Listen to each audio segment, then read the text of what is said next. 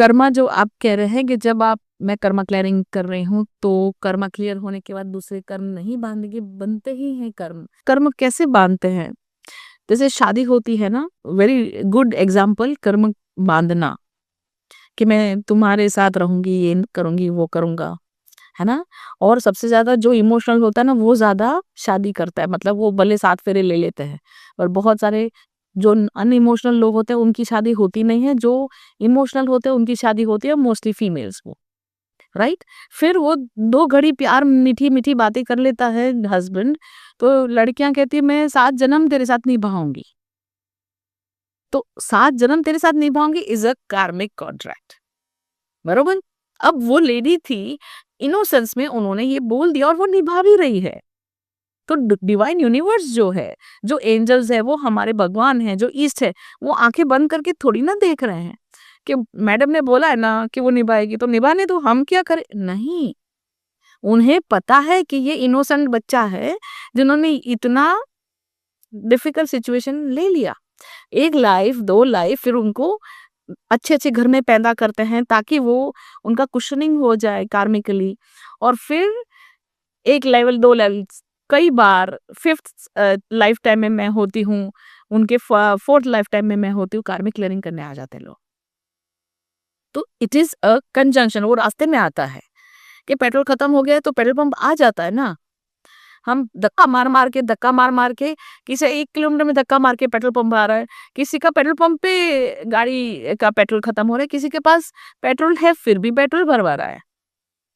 तो something like that, उसमें कोई किसी का और बैड कर्मा नहीं बनता, नहीं बनता। दूसरी बात कि हम यहाँ पर बहुतायत के लिए ही आए हैं।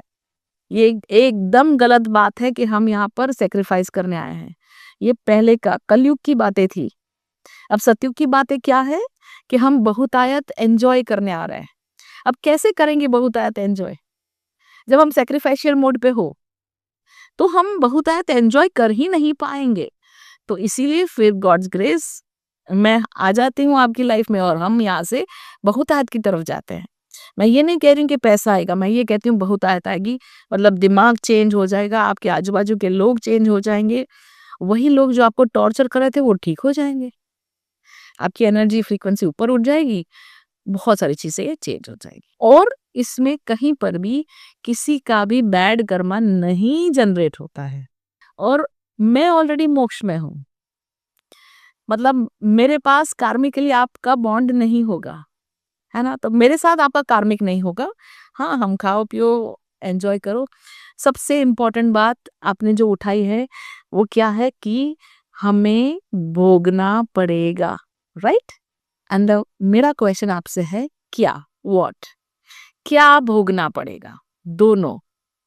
अगर आप ये सोचते हैं कि मुझे बैड सिचुएशन, बैड लाइफ भोगनी पड़ेगी, भोगना तो पड़ेगा ना, तो वो वाला भोगना पड़ेगा या भोगना तो पड़ेगा ही, भोग विलास, राइट। अब आप कौन सी चीज भोगने की बात कर रहे हैं, ये आता है हमारे पेरेंट्स के ऊपर, हमारी सोसाइटी के ऊपर। और जनरली 90% ऑफ भोगना ही पड़ता है, क्या करे जीवन है, ओहो। ये 90% ऑफ पेरेंट्स एंड सोसाइटी सिखाते हैं। क्यों? क्योंकि अगर आपने 10% सिखा दिया तो आप भोग विलास में चले जाओगे। उनको लगता है कि भोग विलास का मतलब हम बैड बिहेवियर करेंगे, लेडीज के साथ मिसबिहेव करेंगे और पता नहीं क्या-क्या करेंगे। पर वहीं पर आता है स्पिरिचुअल इंटेलिजेंस।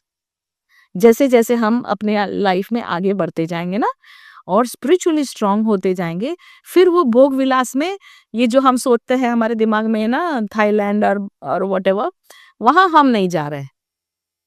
हम थाईलैंड में भी जाएँगे और वहाँ पे इतने सुंदर मंदिर है, उस तरफ भी जा सकते हैं। और मंदिर-मंदिर जाने की ज़रूरत नहीं है।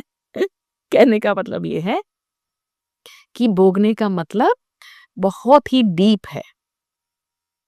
एंड कहीं पर भी हम जब भोगते हैं उसमें किसी को टॉर्चर करना नहीं आता, है ना?